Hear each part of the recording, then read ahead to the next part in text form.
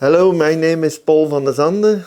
I'm the owner of a fly scene, and I want to show you one of the flies I prefer for spring fishing. It's a peeping caddis. First of all, the hook. We use a TE110. It's a Tunca Expert barbless fly hook in size 10. And I always use tungsten beads on my flies because it's easier, because in your fly box you can't see the difference between a brass bead and a tungsten bead. So I always use tungsten beads, then I have the most heaviest weight and I know my flies will go down where I want to have them. We take the hook. It's a slotted tungsten bead. This is perfect for a jig hook, because it goes nicely until the eye. We put it in the vise. As a tying thread I use UTC 70. I use a tan colored one because the body will be natural hairs here, and that's also tan colored. We start at the eye or just behind the bead. We go to the back, and I always go once to the front and once to the back. As it's a peeping caddis, for the larva we use Chenille, Ultra Chenille 2 millimeters. If I use smaller hooks, I use the 1 millimeter version. We take a part of it, we take a lighter and we burn the tips just a little bit so the chenille won't peel off. Then we have this Gulff, the classic in black, and that we use to make the head. And we will apply it in 2 times. So we put a little bit on this point. We take the UV light. And because it's a black colored UV, you have to light it a little bit longer than with a transparent color, so that it's completely hardened. Now we put a second coating on it.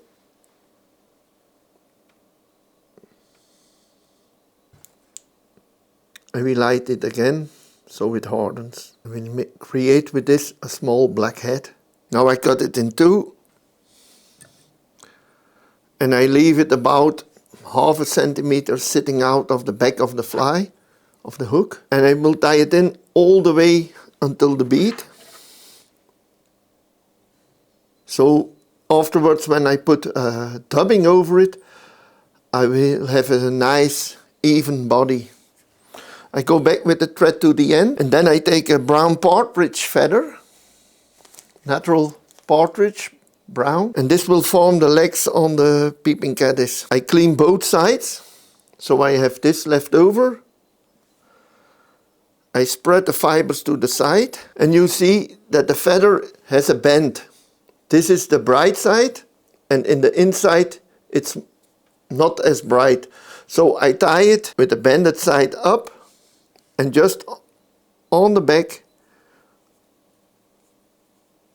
And once more I put everything under with thread. Now we will turn this little partridge hackle.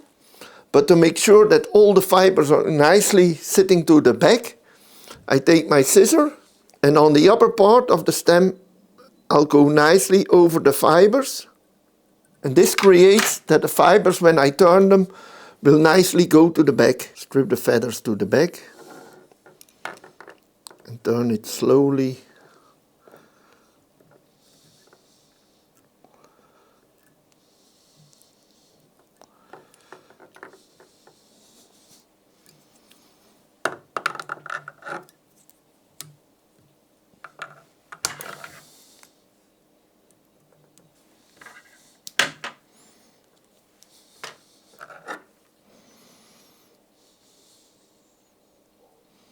Now we take some natural fur blend, light hairs here. And the nice thing about the fly scene dubbing, it comes in a small handy box with a hole, and you can use it as a dubbing dispenser. You can pull out a little bit. And I always use a very little bit of dubbing.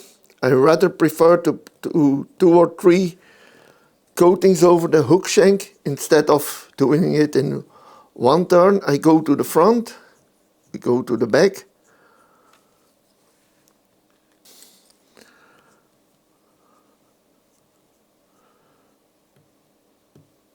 And we make an even body to the front.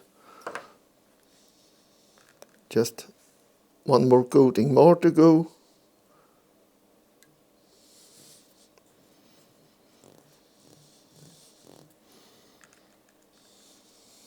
And then we will make a whip finish. And I always make 5 turns. Do the whip finish, and I always make a second knot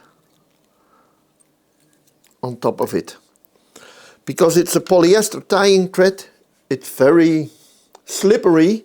I do 2 knots, and this makes sure that the knot won't open while you're fishing. Now the fly should be ready, but you see that the body is a little bit sticking out. If you have a fly that has to go to the bottom, the less fibers are sticking out, the better it will go down. Because the bigger the volume, the longer it takes before it reaches the bottom. So I take a lighter and I burn down the fibers. I protect with these fingers the Partridge hackle. Now you have a more smooth body and it will sink faster to the bottom. I use this fly a lot in the beginning of the season, because I used a 4mm tungsten bead, where in the beginning of the season the water is a little bit higher, and this goes on down to the bottom. The other thing I like about this fly is that the Peeping caddis, it's a fluorescent chartreuse or a fluorescent green body. This attracts the fish more. During the year, in summertime, I change the bead to a lighter version. The next fly I'm going to show you, I call it a double wire nymph, and it's made out of UTC wire, and I use a combination of 2 different colors. I use the brassy version and with the tungsten beads. I tie this fly on a jig hook. It's a very good fly for the early season because it's a heavy fly. It goes down to the bottom. The fish is still in the beginning of the season not very movable. They stay often at the bottom and they need a fly presented in front of them. So as a hook, we use a TE 110 size 10 jig hook. The nice thing about this hook is that it's a barbless hook, it's a Tunca Expert, and that it has a little bit a longer shank. We have a second version, it's a TE 115, which is a wide cape short shank. As the bead, I use a golden tungsten bead, size 4mm, and I use the slotted version because the slotted version fits perfectly on a jig hook. If you put the bead on the hook, make sure that the point goes first through the round hole and that the slotted hole, it's in the back of the nymph or of the hook, and then it sits nicely all the way until the eye of the hook.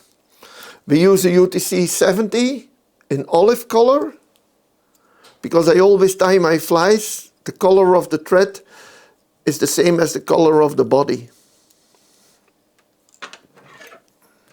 For the tail, we use a pheasant tail from Fly Scene. It's an olive dyed pheasant tail, so it's brownish olive. I take about 10 fibers, so we put them on, and I use the length of the tail a little bit shorter than the distance from where my thread is until the bead. And I tie the complete pheasant tail all the way to the bead. So afterwards, when I will make a body with the UTC thread, I have an equal, nice shaped body. Then we take 2 pieces of olive UTC wire, and we take 1 hot yellow UTC wire. I cut the points equal. I put the points all the way to the bead, and I start to go in big turns all the way to the back where I have tied in the pheasant tail. And then I go with the thread all the way back to the bead. Now I take the 3 wires together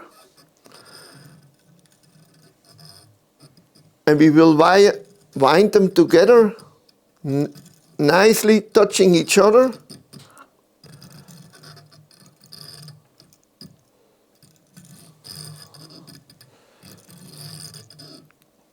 And because I use this UTC wire, it's a copper wire, it gives extra weight to the fly.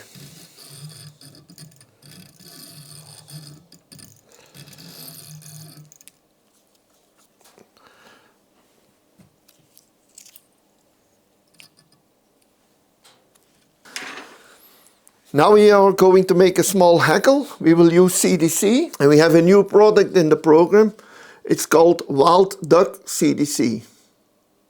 It's not a farm-raised duck, but it's from wild ducks. The feathers are a little bit smaller, but the fibers are relatively long, and you can do a lot of fly tying with this because there is a big quantity in the packages. We have a light gray or a normal gray, and we have a brownish gray in it. For this fly I take 2 gray feathers, put the fibers to the side, and I put on top of it a brownish feather.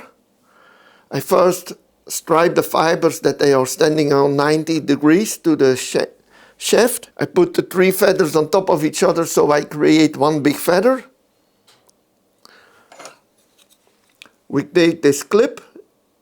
And the nice thing about this transparent clip is that you see exactly where your feather is sitting, and I cut it next to the stem off. Now we have nicely the CDC feathers in the clip.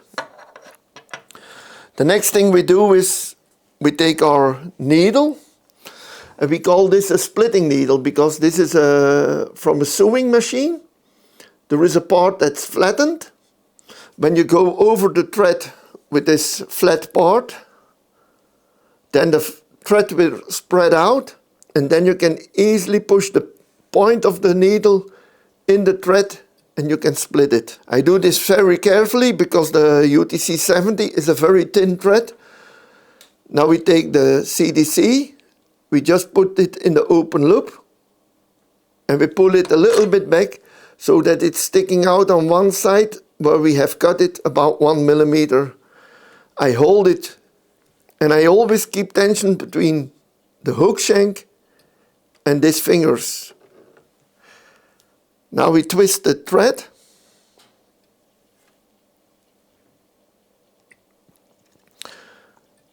When you want to do this nicely, you have to use a bobbin holder who has the same weight on both sides.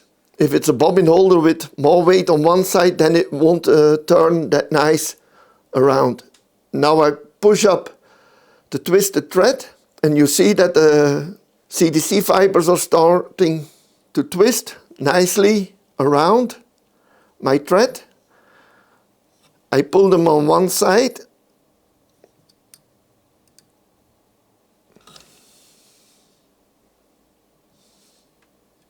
So they are sticking to the back. This is one of my favorite tools in fly tying. It's a soft brush and you can easily go over like CDC fibers just to get them out of each other without damaging them. Now the next thing, I put a little thorax on it and I use 2 dubbings.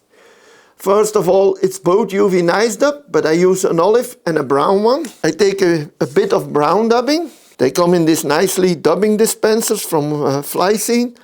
I put both on top of each other and I start to pull out and put it every time back on top of each other. So I create a brown olive dubbing. And the nice thing about the UV Nice Dub is that we have some ultraviolet fibers in it, which give a special effect to the fly once it's under the water. I put my dubbing sparsely on my thread and I make a small thorax. While I'm turning my dubbing, I pull the CDC fibers a little bit backwards. Now we will make a whip finish. Of course, when I use UTC thread, I put 2 knots on top of each other, because the UTC thread, it's a polyester thread and it's slippery, and if you make 1 knot, sometimes it can come loose while you're fishing. I shorten the length of the CDC a little bit. This fly works for me very well in the beginning of the season, when you need a heavy fly to go to the bottom, but it also works for me in summertime when fish is concentrating more in holes just behind very fast water and I want to get immediately down with it. This is a perfect fly for it. Another fly I want to show you in this video, it's my imitation of a March brown nymph. I use this fly a lot in the beginning of the season, and I tie it on a TE110 jig hook, barbless. It's a Tunca Expert, and I use a size 10. I use tungsten beads in 4mm, but I make this fly in a few different diameters of tungsten beads, so I have different weights, and I can fish depending on the height of the river, the amount of water, the place, the current, and things like that, so I can change my fly. We use UTC 70. I use a rusty brown, because a March brown, it's a type of brown color.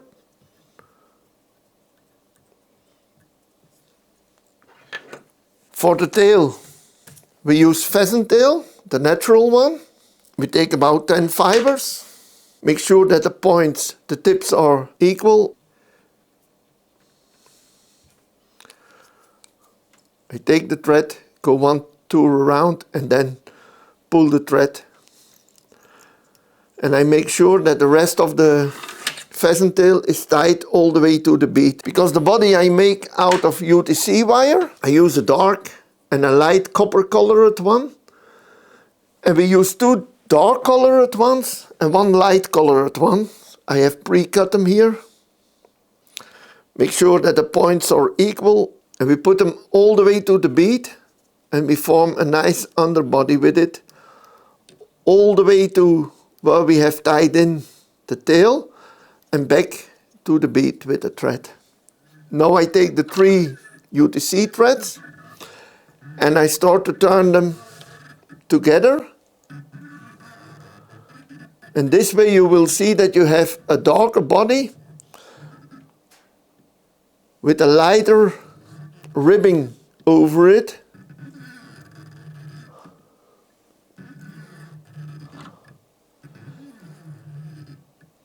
And the nice thing about it is that it gives extra weight to your fly. When we are almost at the bead, tie the copper wire off.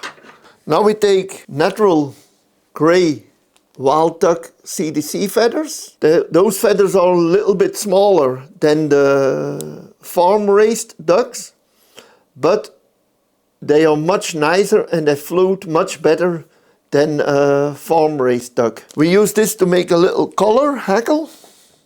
And what I do is I take 3 feathers, I open them, so the fibers are sticking at 90 degrees to the stem. I put them on top of each other, so I create 1 big feather. I take our transparent material clip, put the fibers in. Now I cut next to the stem. Now we take our splitting needle.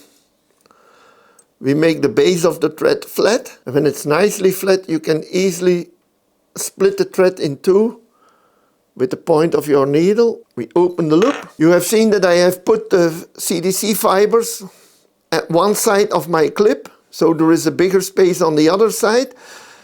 I put this side with the less space on top in the loop. So my CDC fibers are sitting as close as possible to the hook. I hold the thread, always keep tension between my fingers and the thread that comes from the hook. I twist my bobbin,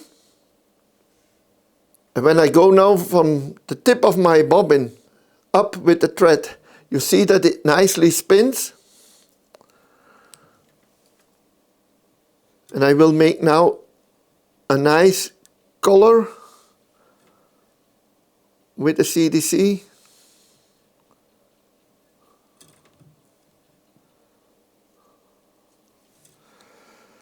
For the thorax, I use a little bit of spectra dubbing in rusty brown. It comes in a nicely dubbing dispenser. We take just a little bit. I always apply my dubbing without wax or anything. If it's a little bit stiff, I just wetten the tips of my finger just a little bit. I make a small thorax, and then we tie the hook off, the thread off with a whip finish. Now I take this handy tool, this soft brush, and if you see that the CDCs are a little bit too long, they can stick until half of the tail. And you would probably say, why he's using CDC feathers on a nymph? It's because when CDC you can also use on nymphs because it gives a nice movement to the fly. In between the fibers it can trap some air, and it's like an insect that has air in his wing case. It gives more life to the fly in the current, in my mind. This fly I use early season, when I know that the March brown can hatch, but it also works in summertime if you have to go deep. One of the nymphs we are going to tie today, it's my imitation of a blue dun nymph. It's a little bit bigger nymph, heavy for the beginning of the season, because mostly early season the water is still high and you have to reach the bottom because the fish is near the bottom and they don't move that much to take nymphs and things like that. For this fly we use a UTC thread in size 70, it's like an 8-0, and we use the wine colored one. So it's a red Bordeaux color. We are putting it on the bobbin holder, and we have this nice tool from Stoneful. This is a threader. It's the finest threader on the market, and you can easily connect your thread in it and pull it through. As a hook we use our Tunca Expert, and I use a white gape jig hook size 12. Why do I use a white gape? Because I really like this type of hook. When you have a big bend, in my mind you have a better penetration of the hook inside the mouth of the fish when you get a bite. And we use a silver tungsten bead, a slotted one. We place our thread behind the bead and we go all the way just a little bit where the hook starts bending. As a tail we use these small ostrich feathers. I take the feather and I cut about 8 to 10 of them and we tie them in on the back.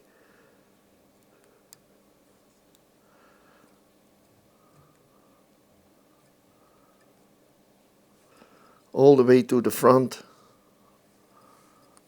So I have a nice underbody. Now I make with the tying thread a very small Bordeaux tag.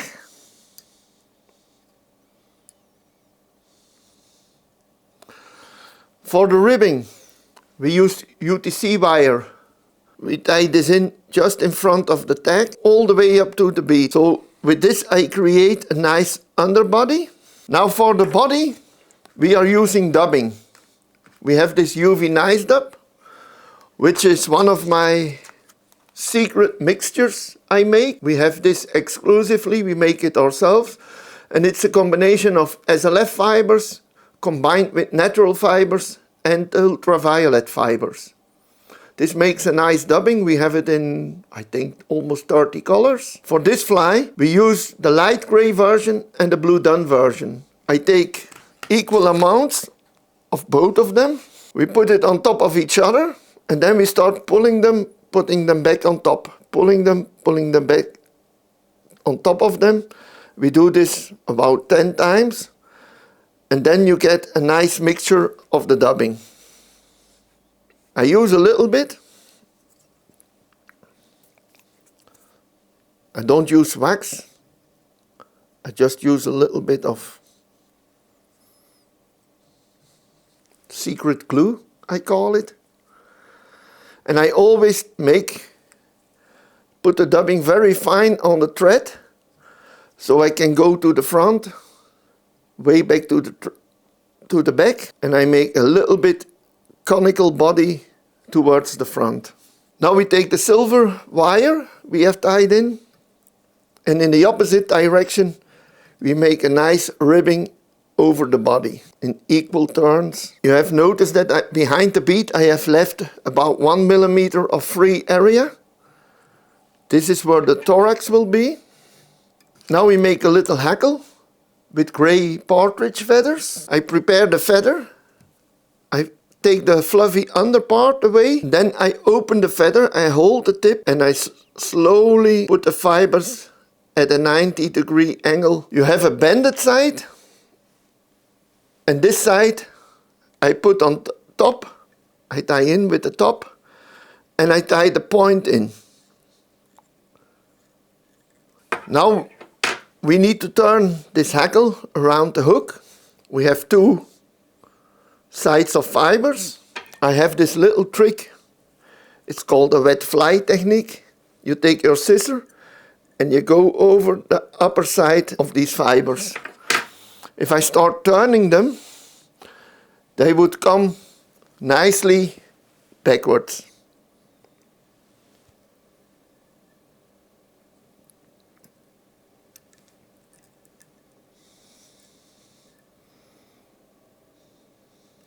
I tie this stem off. So you noticed we did 2.5 turns of hackle, which gave us a nice color. Now I take the UV-niced up blue dun. I take a little pinch to make a little thorax. Why do I do it with the blue dun? Because it's a little bit dark colored, and I always tie the thoraxes on my flies, on my nymphs, with a little bit darker color. We take our whip finish, and this is my finished fly.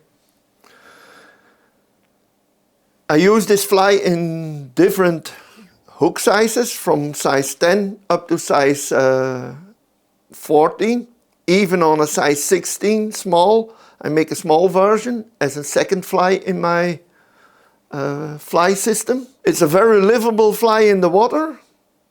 And it works, for me, it works very well March, April, until the beginning of May or September. One of the flies we are going to tie, it's a flashback nymph. It's my little version of a flashback nymph. And for the flashback, I want to show you a material. It's called chameleon sheeting, which we use for the back of the nymph. And the nice thing about it is that when you light it, it's fluorescent on the inside. We will show it later when we have made the nymph. I have a ready tied nymph here, and you can really see the flashback shining up under the UV light. This nymph I use also in spring. Instead of using a normal tungsten bead, I use a faceted tungsten bead.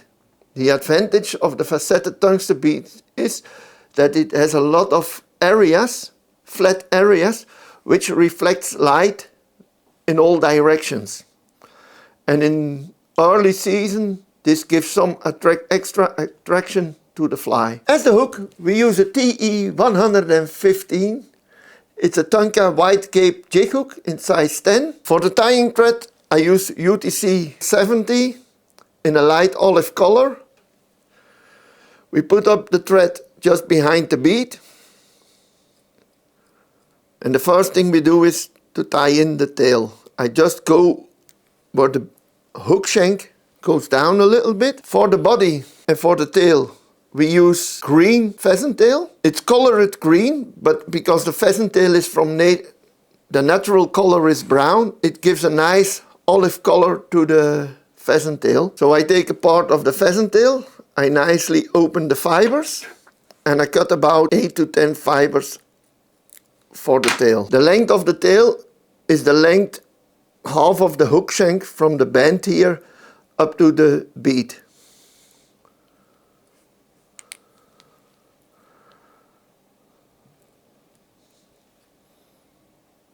And I tie these fibers all the way to the bead. For the ribbing, we take UTC wire, hot yellow, and I tie in a part of wire all the way to the bead. Why? Because with this I create a nice underbody. For the body, we have this nice product. It's green chameleon sheeting. We take it and I cut 1.5 millimeter wide strip from it. And we are going to use this to tie in the back. I put it the same as the ribbing on top of the hook shank. Now we take another piece of pheasant tail, again about 10 fibers, and I tie them in with the tips from the bead towards where I have tied in the chameleon sheeting and the ribbing, the back of the hook. I go with the thread to the front, and now we start turning. We can use the vise to do this. So if we are almost at the hook, we tie it in. Now we bend over the chameleon sheeting, which forms the back of the body of the nymph. And we will rib it with a hot yellow UTC wire, but in the opposite direction. When you rib it, you have to look that the back always stays nicely on top of the hook shank. I tie it in behind the bead. For the color, we use natural CDC. This is CDC from wild ducks. So I have taken a CDC feather. I open the fibers and I put it down. So I taken a second CDC feather, open the fibers, and put the two on top of each other. When you have done this, you create in fact one bigger CDC feather with more fibers. I take our plastic clip and put them in. I always leave about 2 to 3 millimeter between the stem of the CDC and the clip. Why? Because when I'm going to cut it next to the stem, you will see that the fiber is still sticking out. Now I take our special dubbing needle. It has a flat side just behind the point. When you go over the UTC thread, it gets flat and you can easily split it. Put the CDC in it. Remove the clip. You twist the bobbin. Once your thread is twisted enough, you release it and you see that it starts turning. If you go from your bobbin holder and you push a little bit on the thread, you go upwards, it twists to the maximum.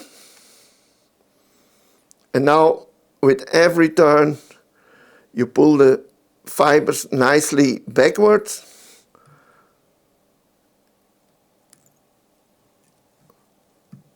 And you have created nice color. For the thorax, I always put a little bit of dubbing in front of the collar. I use UV Nice Dub in olive and Hair's-Ear Natural. We take a pinch of every dubbing. You don't need that much because it's a small color. Equal amounts. We put them on top of each other and I start pulling them off and putting them back out. This way you mix the dubbing very nicely and you create some olive with some brown tones in it. We take a little bit of dubbing. When it's nymphs, I don't like to put wax on my thread because wax makes your dubbing and your thread waterproof but also floatable, and I don't like that. I've made a nice thorax. Now we will do a whip finish. just behind the bead. I do 4 turns, make a knot, and do another whip finish. This is something I always do with UTC thread.